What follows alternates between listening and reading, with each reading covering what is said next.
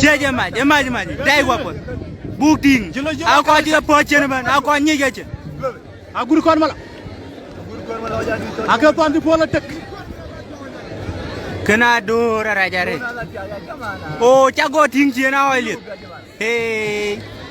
gide ma jama kena hey kan gidai baida dai guda bai ma Ajuong Mali is not easy even hey I go pora bai ma Ajuong Mali Agur Kot Malou Ajuong Malik ako gijay ka ba Awan Malik ay yura po mading mali harakati Guolyar Wira po dare abuting possession e kam yenan Agur Kot Malou e po palbing Ajuong Malik ja chaden ga winning Misael ku Misael abuting reaction be amu Ajuong Polgemat Ajuong Malik pali pope ni kaman go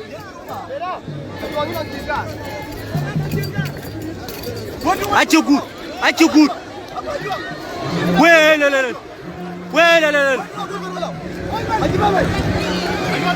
oh tuaro dan padare hogaria hogma Agur Kot Malou utwe Agur Kot Malou utwe tono aje bogria yeru tiengweri yare ye wega tingadi Ajuong Mali Ajuong aya wale ya Ajuong lola calm down aya wale ya Ajuong lola calm down medani tia Ajuong Mali unti twenye tendo Agur Kot Malou yangu lora aya wale ya Ajuong lola loku pinya bayema Agur Kot Malou Agur Kot Malou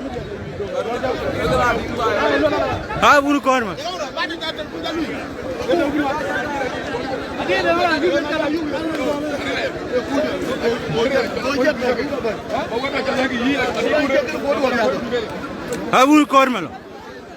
unti Ajuong twenye tendo uri ay gelwela choran tuwa jab chen man Ajuong Mali ko Agur Kot Malou Ajuong Mali ko Agur Kot Malou dongo menento wa dongo menito idina jola Agur Kot Malou gi ci e yeje e maj ku maj e gir yer bengin e cheje no gel yoge he alwa chorambe to ya cherun maj daygu Ajuong Mali ko Agur Kot Malou e ran tin je polañu